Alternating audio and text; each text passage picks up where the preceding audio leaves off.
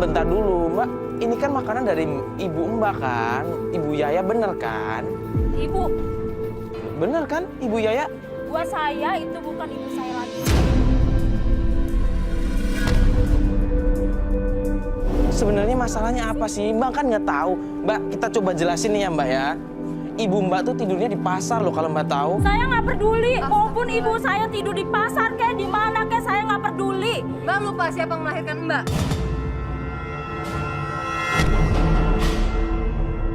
Saya tahu, Ya terus saya kenapa tahu. kayak gini? Tapi ibu saya selalu bikin ulah, selalu punya utang di mana-mana dan selalu ngerepotin anak-anaknya semua.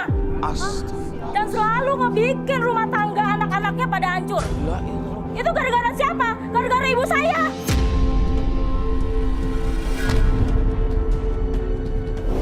Buktinya sekarang tapi ibu Mbak masih peduli sama Mbak. Dia masih ingat makanan kesukaan Mbak. Ya karena dia sekarang udah jadi gelandangan. Makanya dia Mbak. inget-ingetin anaknya semua. Mbak, ngomongnya jangan kayak begitu dong Mbak. Itu tuh ibu Mbak loh.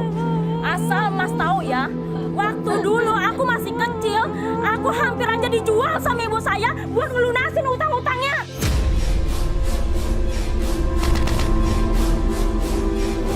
Mbak jangan fitnah deh Mbak. Itu benar, itu kenyataan, itu fakta. Kalau Mbak nggak percaya, boleh tanya sama kakak saya.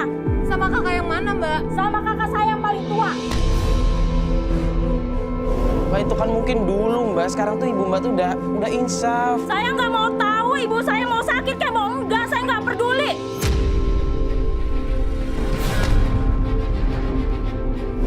Karena dia nggak peduli sama kita waktu lagi kita masih kecil. Yang peduli itu abang saya. Makanya saya harus berbakti sama abang saya. Mbak Ya tenang udah terserah deh dulu. Mbak. Yang penting Mbak terima Yaudah, nih. pokoknya saya nggak mau ya. Mbak aja.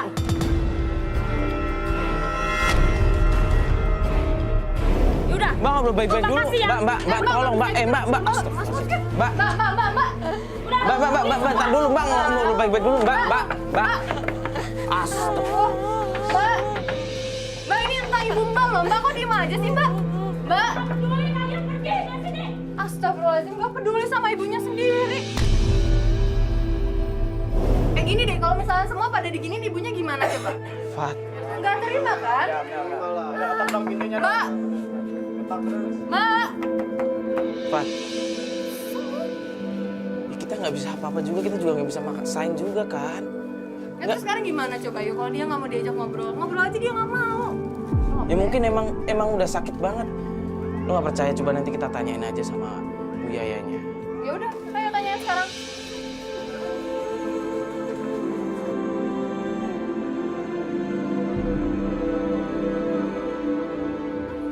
Ya usah marah-marah juga kali. Ya udah kayak gitu. Gak ada gunanya. Siapa yang nggak marah ya kalau kayak gitu?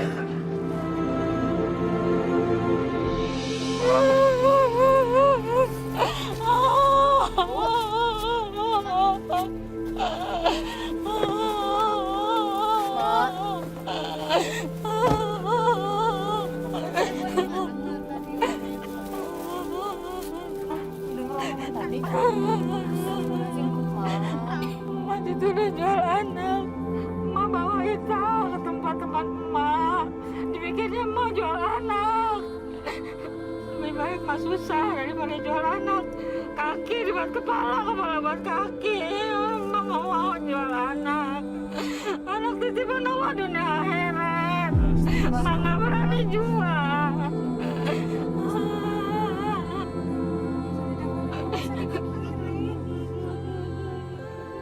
Ngapain lo mikirin omongan barusan? Dia aja nggak peduli sama emak. Sampai kayak gimana ya kalau ada anak kayak gitu sih? Susah banget tuh nggak susah sama ibunya lo kayak gini. Ngerti. Soalnya kalau lu nyalain anak yang masih ibunya kasihan. Ya udah, kita antar ibu pulang aja ya Bu ya. Iya. Ya udah ya Mas Bas, kita antar ibunya pulang.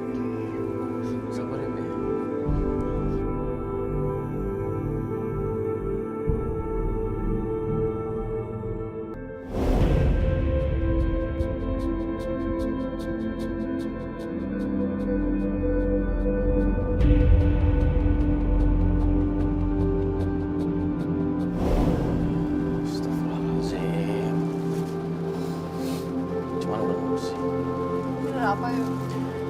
kita harus ke rumahnya Adi emang. Karena ini masalah nggak bakal kelar kalau bukan Adi yang nyelesain.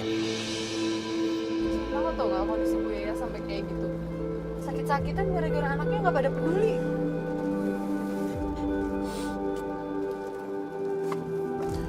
Ya udahlah Fat, lu juga yang tenang dong. Gue ngerti perasaan lu, gue juga sayang sama orang tua gue. Lagi nyokap gue. Cuma kalau lu kayak gini terus, lu juga nggak bakal ngebantu apa-apa. Yang ada gue nggak fokus, tau gak sih? Tapi beneran ya gue kasian banget gue. Gak tega gue liatnya. Fat, gue minta tolong sama lu. Fokus. Kan di sini emang tujuan kita ngebantu Ibu Yaya. Kalau sendiri kayak begini, gue juga jadi bingung.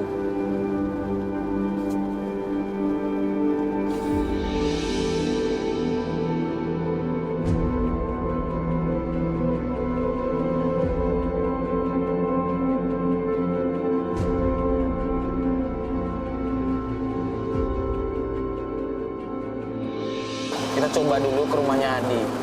Kita ngomong baik-baik. Oke? Gue minta tolong sama lo. Oke? Yaudah Mas Bas, kita jalan ke rumahnya Adi ya.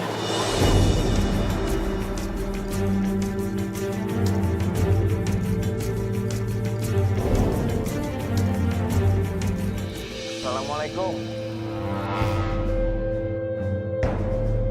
Lu lagi. Mau apa datang kemari? Apalagi penjelasannya? Bentar Pak. Bapak sama Ibu tenang dulu. Sini kita cuma pengen ngomong baik-baik. Ngomong cepetan. Mau ceramahin gua? Sabar dong Pak. Sabar. Dari kemarin sudah saya sabar. Ya nggak usah teriak gitu dong. Sakit. Diam, gua juga.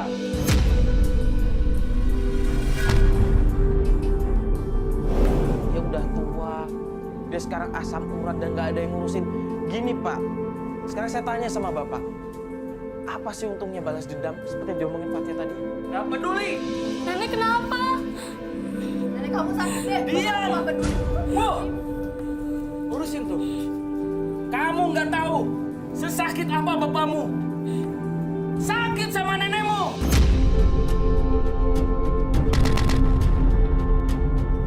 Pak, ini anak saya. Diam ibu juga. Ingat bu, kita hampir cerai. Kita udah harus maafin ibu, Pak. Ibu udah lagi sakit.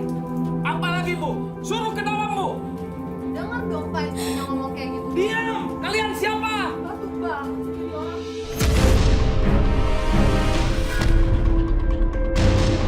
Kalau bapak sama ibu nggak mau ngurusin nenek, biar aku yang ngurusin nenek. Sok-sokan mau ngurusin nenek. Bisa apa? Dasar sama anak. Diam. Kita harus bayarin utang-utangnya. Ingat bu.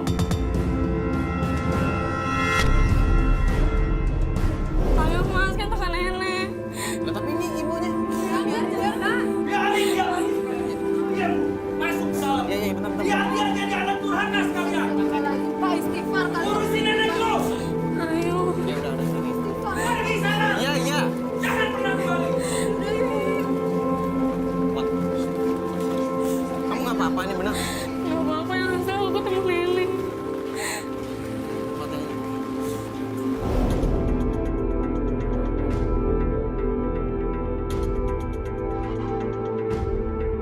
Kita nggak takut. Nggak takut sama Bapak Jelita. Kan tadi di marah-marahin kayak begitu, diusir kayak begitu. Bapak tuh sebenarnya baik. Tapi kenapa kayak gitu? Selalu aja kayak gitu kalau ngebahas nenek. Padahal kan nenek lagi sakit. Cerita kamu tahu kondisi nenek kamu kan? Tapi mungkin bapak sakit hati dan gak bisa maafin nenek. Tapi sayang sama nenek. Bapak tiap hari mikirin nenek, saya tahu. Tapi kenapa kayak begitu perlakuannya sih? Kalau memang sayang, masih peduli, kenapa nggak ngomong baik-baik aja sih? Malah kita diusir. Kan tujuan kita juga baik. Tapi bapak sayang, ibu sayang.